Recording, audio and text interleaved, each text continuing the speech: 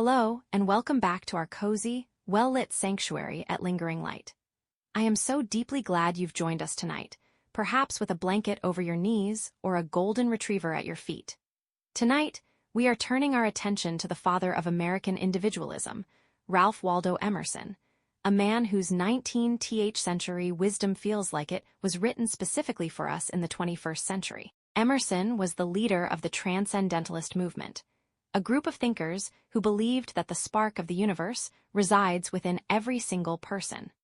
His most famous essay, Self-Reliance, is not just a piece of literature. It is a declaration of independence for the human soul. He challenged us to stop being copycats of society and to finally trust the divine vibration that beats within our own hearts. Emerson's message is simple yet revolutionary. You are enough, you are unique, and the world is waiting for your authentic self to stand up. To help us unpack this powerhouse of a message, let's meet a lady who recently decided that 82 years of being sensible was quite enough. Her name is Mildred "Millie" Higgins. Mildred has lived in a leafy, quiet suburb of Indianapolis for 5 decades. In those 50 years, Mildred was the gold standard of reasonable. She was the woman who brought the perfect potato salad to every potluck. She was the woman who wore navy blue or beige because, as she put it, we don't want to draw unnecessary attention, do we? She kept her hedges trimmed to the exact quarter-inch required by the Homeowners Association. She was the person everyone called when they needed a reliable treasurer for the library board. Mildred was a masterpiece of conformity, a living monument to doing exactly what the neighbors expected. Until last Tuesday. Last Tuesday, Mildred went to the beauty salon, the one she's attended every 6 weeks for 30 years. Usually, she gets a soft ash blonde tint to hide the silver. But as she sat in the chair, she felt a sudden electric jolt from a book she had been reading at breakfast. It was Emerson, and she had just read the line, "Trust thyself, every heart vibrates to that iron string." When her stylist, a young woman named Tiffany with several tattoos of butterflies, asked, "The usual, Miss Mildred?" Mildred didn't look at the color chart. She didn't think about the library board. She didn't think about her bridge club. She looked Tiffany straight in the eye and said, "Tiffany, I want the color of a sunset. No, make it brighter. I want flamingo pink, and I want it neon." The transformation took 3 hours.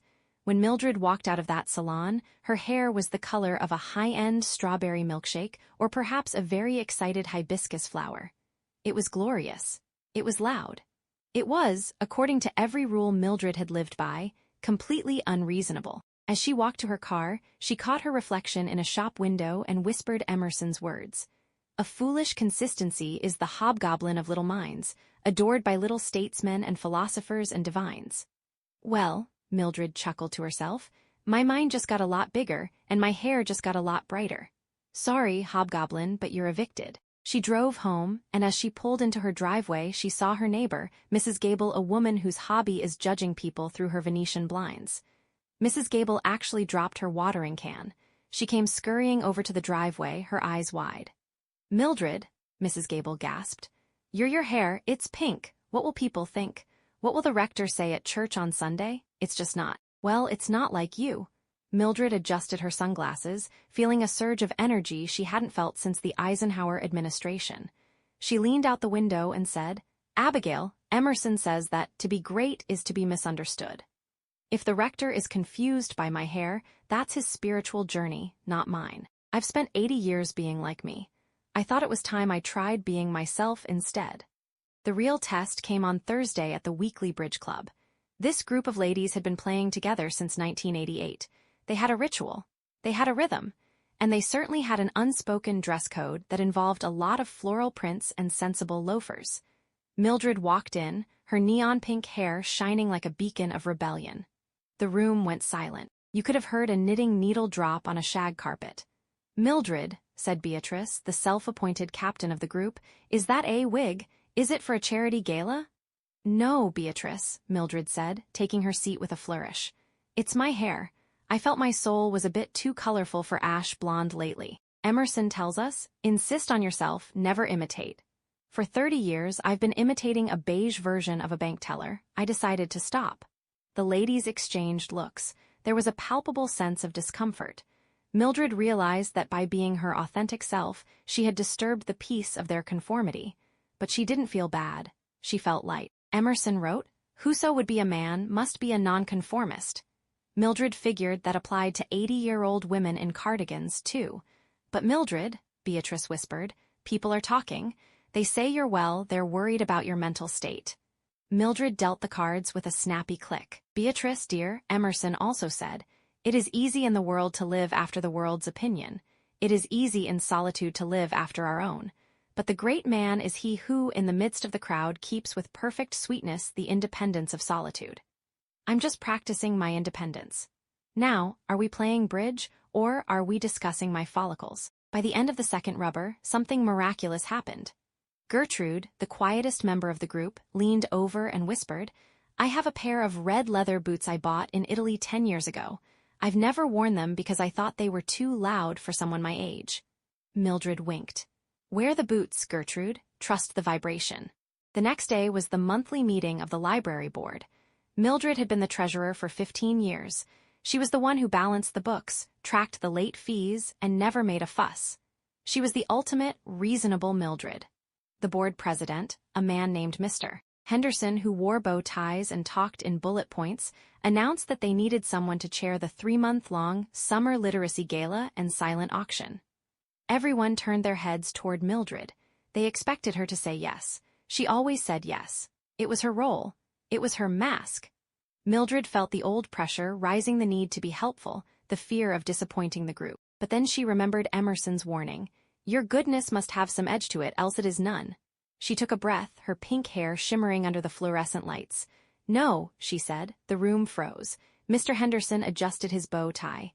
I'm sorry, Mildred. Did you say you have a conflict? No, Mildred replied with a serene smile. I said no, I don't have a conflict. I just don't want to do it. I've spent 15 years doing things because I thought I should. Emerson says, I shun father and mother and wife and brother when my genius calls me. Well, my genius is calling me to take a pottery class and sit in my garden. I am no longer available for silent auctions. There was a murmur of shock, but as Mildred sat there, she realized she didn't feel guilty. She felt powerful. She had stopped being a useful object for others and had started being a living subject for herself. She realized that her reasonable life had been a sort of prison, and Emerson had just handed her the keys. Mildred spent the weekend in her garden. She didn't trim the hedges. She let the daisies grow a bit wild. She sat on her porch and watched the squirrels, who didn't seem to care one bit that her hair was pink. She thought about how much energy she had wasted over the years worrying about the shadows. The shadow of what her mother would have said. The shadow of what the neighbors thought. The shadow of a perfect life that didn't actually exist. Emerson wrote, Nothing is at last sacred but the integrity of your own mind. Mildred realized that her pink hair wasn't really about the color. It was about the integrity. It was about finally listening to that iron string inside her that had been muffled by the cotton wool of politeness for 8 decades. She called her daughter, who lives in San Francisco. She expected a lecture. Mom, her daughter laughed over FaceTime. Your hair is amazing. What happened to reasonable Mildred? She retired, honey, Mildred said, smiling at her own neon reflection in the screen. She decided that being reasonable was just a fancy word for being frightened. I'm having more fun being unreasonable and pink. You look like yourself, Mom, her daughter said softly, for the first time in a long time. On Sunday morning, Mildred walked into church. She wore a bright yellow dress to match her pink hair. She looked like a tropical sunrise as she walked down the center aisle. The pews buzzed with whispers. The rector paused in his opening remarks. But Mildred sat in her usual spot, opened her hymnal, and sang louder than she ever had before. She wasn't singing for the congregation. She wasn't singing to show off. She was singing because, as Emerson said, the soul created the arts wherever they have flourished. It was in his own mind that the artist sought his model. She was her own art project now. After the service, she stood on the steps of the church. A young teenager, a girl with purple streaks in her hair and a look of teenage angst, approached her. I love your hair, ma'am, the girl said, looking surprised to be talking to someone 80 years her senior. Mildred smiled and took the girl's hand. Thank you, dear, and let me tell you something a wise man named Ralph told me. Nothing can bring you peace but yourself. Nothing can bring you peace but the triumph of principles. The girl blinked. That's cool. Who's Ralph? A friend, Mildred said. A very good friend. My dear friends at Lingering Light, Mildred's story is a reminder that it is never, ever too late to trust yourself. We have spent our lives being reasonable. We have been the anchors for our families, the pillars of our communities, the reliable ones, the steady ones, and that is a beautiful thing. But sometimes, in all that steadiness, we lose the vibration of our own hearts. Emerson isn't asking us all to dye our hair pink, unless, of course, your soul is screaming for it. He is asking us to stop looking outside for permission to be happy. He is asking us to stop apologizing for our changing minds and our growing spirits. He is telling us that the divine isn't just in the cathedrals or the stars, it's in that quiet, stubborn voice inside you that says, I want to paint, or I want to travel, or I want to say no to the gala. I want to ask you tonight, what is your pink hair moment? What is the one thing you've been holding back because you were afraid it wasn't reasonable? Maybe it's a hobby you gave up 40 years ago. Maybe it's an opinion you've been too polite to share. Maybe it's just the freedom to sit in the sun and do absolutely nothing without feeling guilty. Share your self-reliance stories in the comments. Let's encourage each other to be a little more unreasonable this week. Let's celebrate the fact that we are not just seniors, we are explorers who are finally reaching the most interesting part of the map. Until next time, trust the vibration, insist on yourself, and don't be afraid to let your soul show its true colors. Good night, dear friends. Stay in the light.